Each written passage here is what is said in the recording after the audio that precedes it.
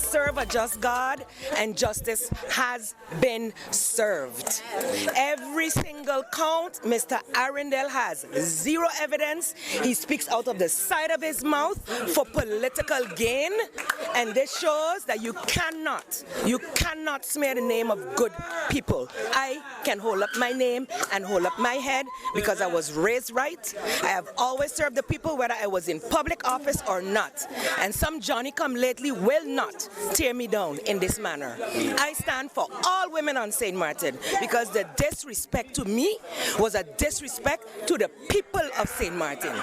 Because I have served with integrity, compassion, and loyalty to this country, and corruption has never been associated with my name. And so I am very happy to be vindicated this morning by a court, by the courts, because everyone knew that the allegations were false. But when you use those things to be able to promote yourself, then God knows and survives all of his good people. So I thank the people of St. Martin for their support.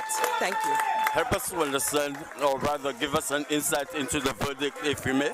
Yes, so the ruling, I had four different counts. My lawyer can help me with the counts, but all four counts, the corruption counts, he has to retract those statements. The count of that I was in some way connected to the carbon debacle, he has to retract that. The fact that I may have the allegation that I have committed some type of a sexual harassment within my cabinet, he must retract that, as well as the fact that the other sexual statements he made about me in terms of me being molested and that's why I act this way. He has to retract all those statements. Nonsense. Absolutely. First of all, Attorney, I'm sure you're happy with the outcome of the case. The ruling is final. Your take? Well, the ruling in the first instance is final indeed, but there is a period for appeal, so if Mr. Arundel wants to do that, he so may desire. We're very pleased with the outcome. As the Prime Minister indicated, whatever we requested in court has been granted. I still have to review the... Within 24 hours, the video recordings have to be made by Mr. Arundel, but I must add that within 24 hours that the judgment has been served to him. I still have to review the considerations of the court to see exactly what the court and how the court came to its decision, but given the outcome, I must say I am extremely pleased, just as the Prime Minister is, and I'm sure Mr. Audley is also with his judgment. So, Minister, first of all, how do you feel about the verdict? I feel great. It's nothing that I was worried about because I knew that the allegations against me were false. I just wanted to bring it to the court, let him present his proof, which he couldn't do. The verdict is in, so all the allegations, all the accusing, all of that needs to go out the window. You know, justice is served, and I look forward to a smooth and positive election. If I should not be elected next time around, let it be on the merit of some substantiation, not on the merit of lies.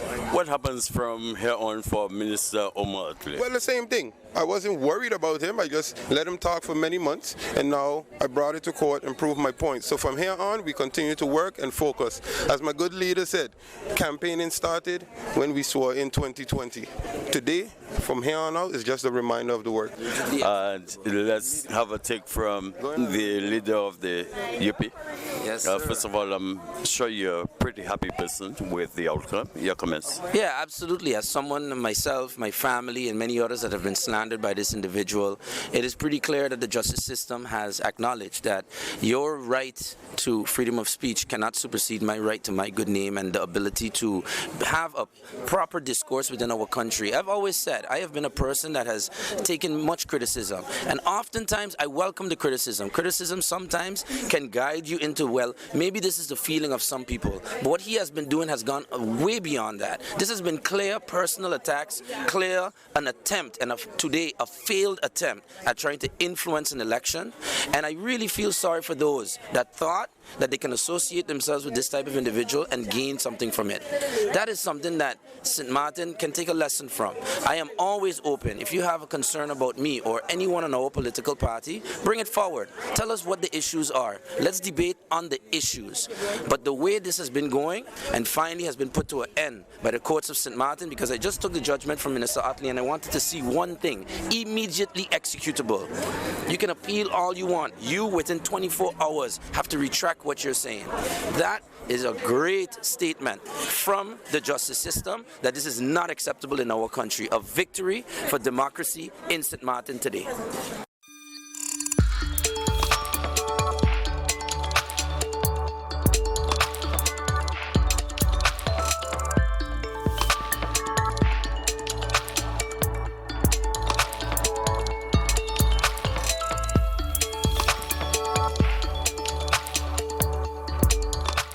At RBC, we know the roles you have to play can change quickly. Whether it's a homeowner, a new parent, today's head chef, or the family chauffeur. Whatever life asks you to be. RBC is a bank for all of you. Win Christmas cash with a no-fee loan from RBC.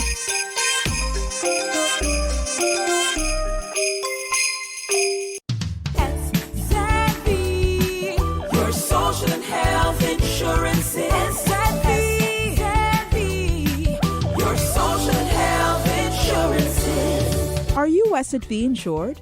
Do you have a valid medical insurance status? SXM is cardless. Request your My SXM account today and enter the virtual office of SXM. Go to sxv.sx and sign up now. SXM, yeah. Your social health insurances.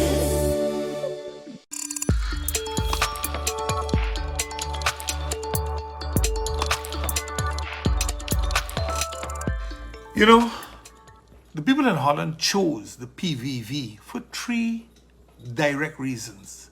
1, to ensure that there's more money in healthcare and that healthcare workers are paid accordingly. 2, that there's money to be earned in good jobs so they can have a decent living in their own country. And 3, immigration. They feel that they are pushed aside too often in their own country for people that come to seek asylum in the Netherlands. These are things that have been irking the Dutch for quite some time and is now being played out and showed its face during the elections. In St. Martin, it isn't much different. Those 3 points are not much different. We are crying out for good medical care. We need the money to build a hospital. We need money to pay the people in the medical field. 2, we need money to be able to survive. Our minimum wage is not a livable wage. We know that. The surveys show that many people had to skip meals every month in the last 6 months, all because they didn't have the money to buy the food. They can't afford the utility bills. Transportation is quite high. Medical care, 25% of the country is uninsured and has no medical care. So again, these things showed their face. Then you have the immigration, the undocumented people living in the country. That issue. 2,600 are medically insured by SZV but are not legal residents of this country. It means somebody is paying for them. And that is those that pay taxes. That's how simple it is. And it showed its face in the Netherlands, and I'm sure the way things are going here, it's going to show its face here too, this coming election. This election, we'll have 8 parties contesting the election, thus meaning we have ample choice between the established parties, the governing coalition, the opposition parties, and the new parties, because there are a few new ones in between also.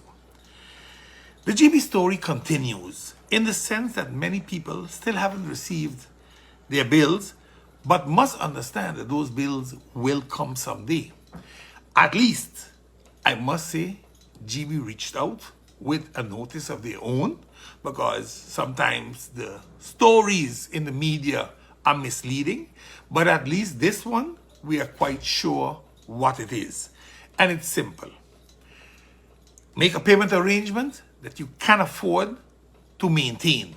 Don't go make one of those things that 3 months from now, especially those that are in the touristical industry, the restaurants and so that might not be able to pay it after the high season is over. So try to come to an agreement with GB while staying current with your existing bills that you can pay that backlog. And I'm sure GB is more than willing and open to go that direction with you, because at the end of the day, shutting you off and not giving you current does two things. You can't make money to pay them, and they most probably will never get that money anymore if the business goes bankrupt. So it's a win-win if everybody works with each other and does things together. Now, after the Now Party, the leadership spoke out about people having to come to the government building to pick up their voting cards. Many explanations were given on radio, and they even started putting it in the printing media because we misunderstood what was written. No, nobody misunderstood what was written. You wrote foolishness. You made a foolish decision. You excluded the post office, even though you had talks with them, and they asked you about the voting cards. You see, we gotta stop lying. This is a serious problem in this country. We lie too much. And now that the post office, I understood, went to the Prime Minister and started asking questions, now suddenly, come December 3rd or the first week in December, one of those, all voting cards that remained that were not picked up by the government building will now be available for pickup. Will be available because the post office is going to hand out the voting cards. And yes, there will be voting cards returned, because when the post office go to look for the person, they don't live there. But you can't blame the post office for that. The people are responsible to go to the census office and give a proper address. And if they don't do that, then it's going to be difficult for the post office to deliver that card. So yes, those things can happen. And I'm sure they will happen. But the government just outright disrespected their own post office, and then to say, oh no, they're phase 3, that's comical. But then again, didn't expect anything else. You know, but you can't keep pushing out your own and hoping that the public respects your own. Because if you as government can't lead by example, then don't ask others to do it either.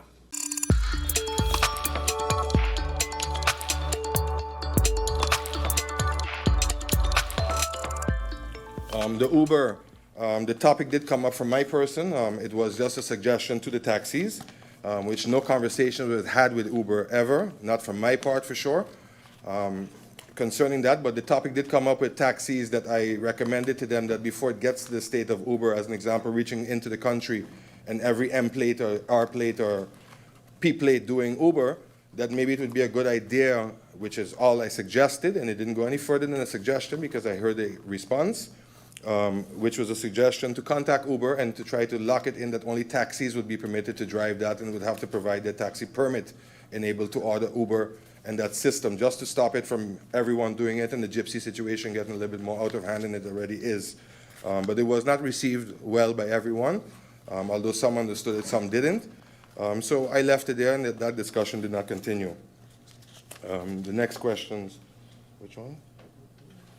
MP George Pontiflet, yes, it should be that everybody that has their permit, that is their sole income as a driver. Of course, in the past there are a lot, and we are busy, going through them, seeing who is maybe overlapping and still has a job or is working and has a permit. What we have done in the policy, and this is a policy-based something now that the policy department is working on, is that every 5 years that you would have to return your permits, or not return them, but go in with your new documents just to update your file. And at that time, it will be able to then, if we see anyone with those situations, to be able to reprimand it or to fix it at that time. That was added for that reason.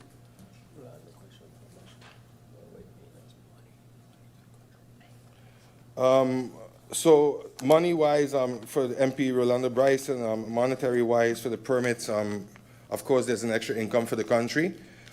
Also, the health drivers, they're no longer receiving permits anymore for 5 years or 3 years. They're receiving it monthly now because it's only for persons that are traveling or if they're indeed sick that you should request a health driver permit. Instead of paying that fee once for 3 years or 5 years, if you would like to have it for that time and it is the intention, then you would pay it every month now. So that is already an increase also for the coffers. And in general, there is business out there for the taxis. It is just not anymore You know that people are looking to take taxis or are seeking to take a taxi all the time, because we do have return passengers coming to the island 5 or 6 times back to back. They know the island, they start taking car rentals. New packages have to be created, new incentives have to be created for those people. It's just like when we go on vacation, we have the same, we rent our own cars now, we don't take a taxi to the mall anymore, we drive ourselves. This is just a new trend, and it is not impossible. I've spoken to some of the members I see in here with new ideas, new incentives where they can get more money out of the business and make sure that they do monopolize it and get what is reserved to them. Thank you.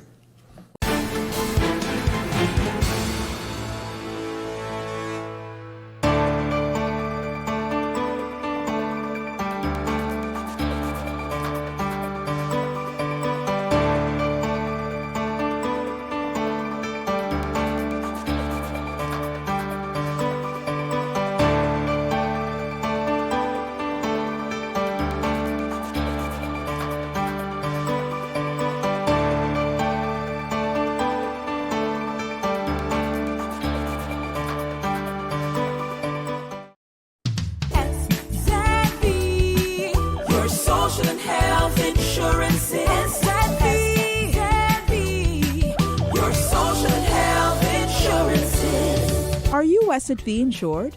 Do you have a valid medical insurance status? SXM is cardless. Request your My SXM account today and enter the virtual office of SXM. Go to sxv.sx and sign up now. SXM, yeah, your social health insurances. At RBC, we know the roles you have to play can change quickly. Whether it's a homeowner, a new parent, today's head chef, or the family chauffeur. Whatever life asks you to be. RBC is a bank for all of you. Win Christmas cash with a no-fee loan from RBC.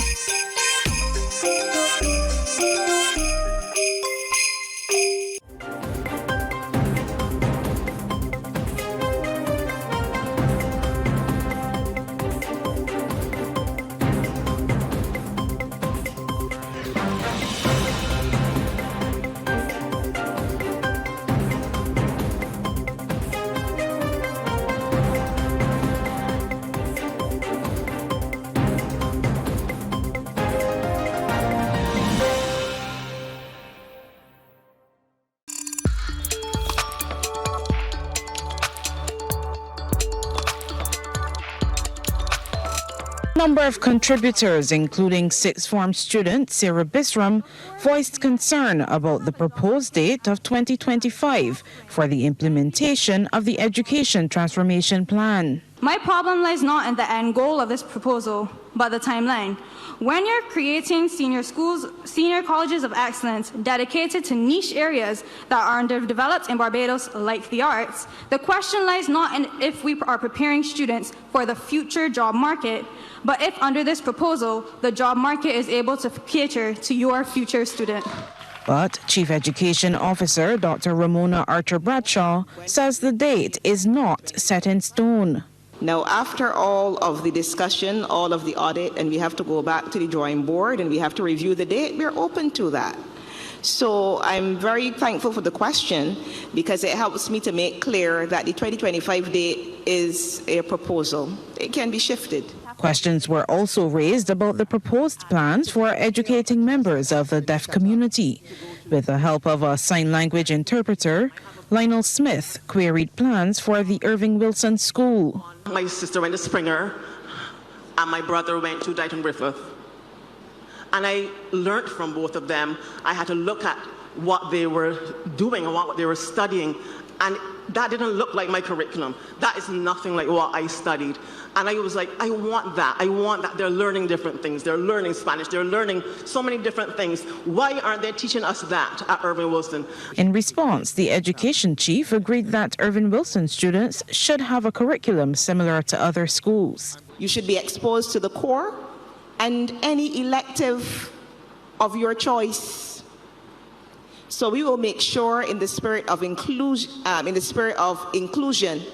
that when we look at the programming across the basic education system, that we include Irving Wilson and look at the curriculum offerings there as well. There was also opposition to the creation of junior colleges of excellence, which are envisioned to target children for the first 3 years of secondary schooling before moving on to a secondary college for specialist programming. A lot of what you're saying you want to do can be incorporated into the same first to third form structures without creating or disrupting the system. You're putting all pupils at a particular age group, the age when they're most dangerous to themselves and to others, and you're putting them in the hands of teachers who will have to deal with the discipline and other problems. And there's no longer that interlocking disciplinary structure in school systems or in homes, as we've heard. That is a recipe, in my view, for disaster. CSEC is not easy, and by leaps and bounds, CAPE is not easy. I have relied so heavily on the camaraderie of my classmates and the guidance of teachers that I've known for 6 years to be able to endure this. I would never have been able to do it with teachers that I knew for 2 years, classmates that I knew for 2 years. It takes a village to do CAPE, to do CSEC. With the public consultations completed, the intention is for the revised education transformation proposal to be sent to Cabinet for approval by January next year. Sharika Griffith, CBC News.